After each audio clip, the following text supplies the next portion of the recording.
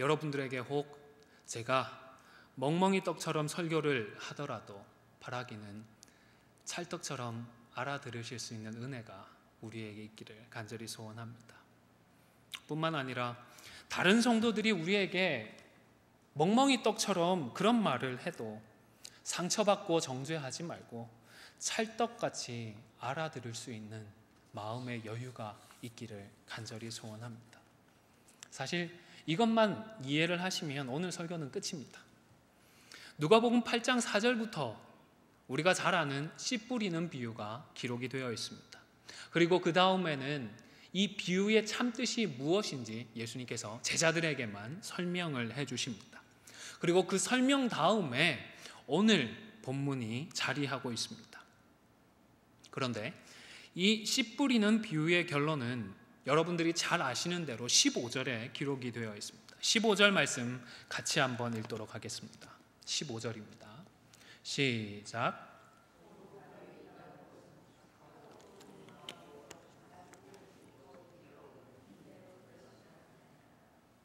아멘. 어떻게 하자고요? 그러니까 멍멍이 떡 같은 설교를 해도 어떻게 해요?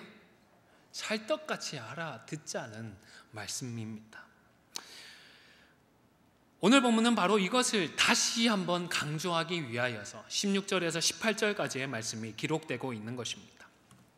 오늘 본문 말씀은 어떻게 보면 마태복음 5장에서 소금과 빛의 비유와 아주 유사한 말씀입니다. 그러나 세상의 빛에 대한 마태의 기록과 오늘 본문의 기록은 다른 의미가 있습니다. 마태는 착한 행실을 통하여서 하나님께 영광을 돌리자는 데에 강조를 두고 있습니다. 그런데 누가는 조금 다르죠. 누가의 이 기록은 오히려 마가복음 4장에 나타난 마가의 기록과 유사합니다. 씨 뿌리는 비유가 있었고 거기에 대한 해석이 있은 다음에 오늘 본문이 똑같이 구성되어 있습니다. 이와 같은 일련의 문맥 속에서 오늘 본문을 이해해야 하는 것입니다. 그렇다면 이 문맥에서 16절에 등불을 켜둔다는 것은 무엇을 의미하겠습니까? 씨 뿌리는 비유도 그렇고 그리고 이 비유의 해석도 말씀을 듣고 열매 맺는 것을 언급합니다. 따라서 우리가 성경을 개인적으로 읽고 묵상하는 경우나 예배에 참석해서 설교를 듣는 경우에 대해서 오늘 본문에 등불을 켠다라는 것으로 이해를 할 수가 표현이 되는 것으로 이해가 할 수 있는 것입니다. 그러면 왜 이런 표현을 하고 있을까요? 그것은 말씀을 앞서 언급되었던 그 좋은 마음으로 말씀을 듣는 데에는 등불을 켜는 것과 같이 분명한 목적이 있다, 분명한 의도가 있다라는 것을 말씀하기 위해서입니다. 사람들은 왜 등불을 켤까요? 왜 불을 켜죠? 우리 집에 이만큼 밝은 등이 있는데 너네 좀 배 아파봐라 자랑하려고 불을 켜나요? 아니면 하루 종일 고생하고 피곤한 마음으로 집에 들어가는데 반짝하고 들어와서 환하게 밝혀주는 그 불을 보면서 마음의 위안을 받으려고 불을 켜둘까요? 그런 사람도 없지는 않겠지만 예수님께서 비유로 이것을 사용하신 데에는 다른 이유가 있었습니다. 16절을 보시면 누구든지 등불을 켜서 그릇으로 덮거나 평상 아래 두지 아니하니 아니하고 등경 위에 두나니 이는 들어가는 자들로 그 빛을 보게 하려 합니다. 분명한 목적이 있고 의도가 있다는 것입니다. 등불을 켜두는 데에는 그 목적이 있는데 마찬가지로 우리가 좋은 마음으로 하나님의 말씀을 듣는 데에는 분명한 목적이 있어야 한다라는 사실을 교훈하고 있는 것입니다. 등불을 켜는 것은 집에 오고 가는 사람들을 위해서 그들에게 비추어 주기 위해서 아주 구체적이고 실제적인 이러한 목적이 있다는 것을 밝히고 있는 것입니다. 정리를 하면 예수님은 오늘 본문에서 우리가 하나님의 말씀을 그것도 좋은 마음으로 말씀을 듣는 이유와 목적이 있으니까 그 목적을 위해 좋은 마음으로 말씀을 듣고 지키고 열매를 맺으라고 말씀을 하는 것입니다. 듣고 지키어 인내로 결실하는 것, 바로 이 사실을 강조하기 위하여서 우리 주님은 이 말씀을 덧붙이고 계셨던 것입니다. 듣고 지키고 인내로 결실하는 것. 한번 따라해 보실까요? 듣고 지키고 인내로 결실하자. 잘 따라오십니다. 듣고 지키고 인내로 결실하자. 듣고 지키고 인내로 결실하자. 네, 말씀을 그저 마음의 위안 정도로, 마음을 위안을 얻기 위한 정도로 듣지 말고 듣고 지키고 인내로 결실하는 자리로 나가기 위해서 말씀을 듣자라고 말씀을 하시는 것입니다. 성경을 아무리 많이 읽어도, 설교를 아무리 많이 들어도 듣고 지키지 않으면 소용이 없습니다. 삶 가운데 말씀의 열매를 맺을 수가 없는 것입니다. 물론 시대적인 한계가 있었습니다. 이 당시는 예수님의 죽으심과 부활 이전의 기록들입니다. 오순절 성령께서 임하시기도 이전의 사건입니다. 그래서 성경을 읽고, 구약 성경을 읽고, 그리고 예수님의 가르침을 현장에서 듣더라도 그 내용을 제대로 이해하기는 힘든 부분이 있었습니다. 17절입니다. 숨은 것이 장차 드러나지 아니할 것이 없고 감추인 것이 장차 알려지고 나타나지 않을 것이 없느니라. 오순절 성령께서 임하시고 난 뒤에는 이렇게 될 것입니다. 하지만 이 당시의 제자들에게는 아직 숨겨진 것이 있었고 감추어진 것이 있었던 것입니다. 그런데 감사하게도 저와 여러분에게는 숨겨져 있던 것들, 감춰져 있던 모든 것들이 이미 알려졌습니다. 이미 성취되었습니다. 얼마나 감사한지 모르겠습니다. 좀 여담이기는 합니다. 성령 운동을 하면서 누구는 방언도 하네, 최근에 보니까 10살도 안 된 여자아이가 예언을 한다고 자랑을 하더라고요. 어렸을 때는 그런 얘기를 들으면 좀 솔깃하기도 했습니다. 그러나 지금은 누가 뭐라고 하면 바로 성경을 들고 펴서 읽기 시작을 합니다.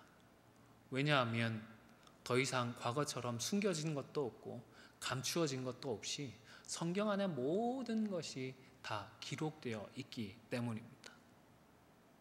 하나님께서 주시는 방언이고 하나님께서 주시는 예언이면 무엇을 얘기할까요? 결국은 성경 안에 기록되어 있는 내용들에 대해서 또 다르게 말할 뿐입니다.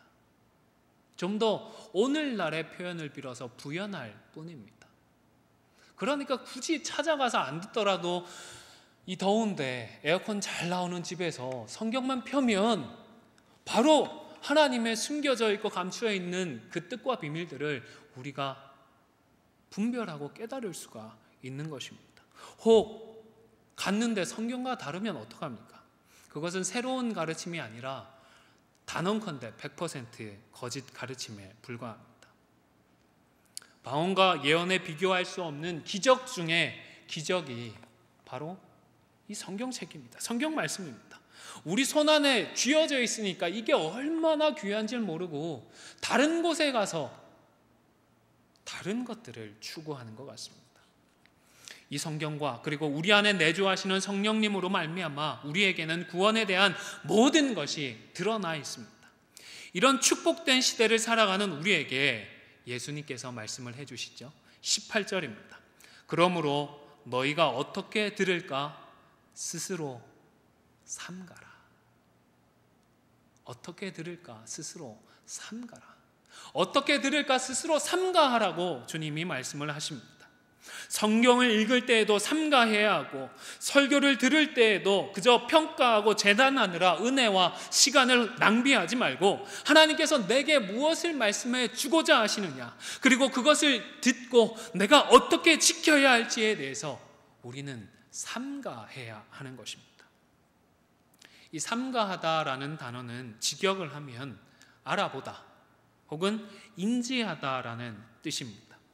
그런데 전체 문맥을 고려해서 번역을 하면 다른 번역 성경들이 꽤 도움이 됩니다. 공동번역 성경에는 명심하여 들어라 이렇게 번역을 했고, 표준세 번역에서는 조심하여 들어라 라고 번역을 했습니다. 그저 친한 친구가 이야기하는 것들 듣고 흘려보내는 그런 정도가 아니라 아랫사람들이 얘기하는 얘기처럼 별로 대수롭지 않게 여기는 그런 말씀으로 듣지 말고 집안의 제일 어른이 내게 해주시는 말씀을 들을 때처럼 마음에 새기고 지키라는 것입니다. 사랑하는 성도 여러분, 말씀을 어떻게 들을까 스스로 삼가하십시오. 말씀을 명심하여 들으십시오.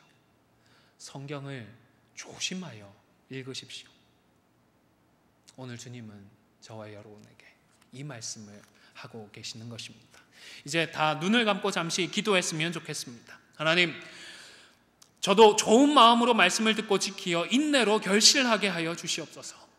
설교를 들을 때에도, 그리고 다른 성도들과 교제를 할 때에도 그저 찰떡같이 알아들을 수 있는 귀와 마음을 허락하여 주시옵소서. 기도했으면 좋겠습니다. 사실 18절 후반부를 보면 예수님은 정말 무서운 말씀을 덧붙이셨습니다. 어쩌면 협박에 가까운 말씀이다 싶습니다. 있는 자는 받겠고 없는 자는 그 있는 줄로 아는 것까지도 빼앗기리라 하셨습니다. 우리가 겸손하게 말씀을 듣고 지키면 영적으로 더 부요함을 누릴 수 있겠지만 교만하거나 다른 욕심을 부리면 그나마 남아있는 것들까지도 잃어버리고 만다라는 것입니다. 우리들의 영적인 상태를 솔직하게 점검할 수 있기를 바랍니다. 혹 말씀으로 내가 은혜를 받지 못하고 있습니까? 내 삶 속에서 말씀의 열매들이 보이지 않습니까? 이런 영적인 가난의 이유가 어디에 있을까요? 우리 밖에 있을까요? 우리 안에 있을까요? 다른 사람이 문제일까요? 내가 문제일까요? 교회 시스템이나 설교의 문제일까요? 나의 문제일까요? 오늘 예수님은 어떻게 들을까? 스스로 삼가하지 못하기 때문이라고 진단을 하셨습니다. 아무쪼록 주신 말씀을 기억하며 주님, 듣고 지키고 인내로 결실케 하옵소서. 찰떡같이 알아듣게 하여 주시옵소서. 잠시 소원하며 합심해서 기도하도록 하겠습니다.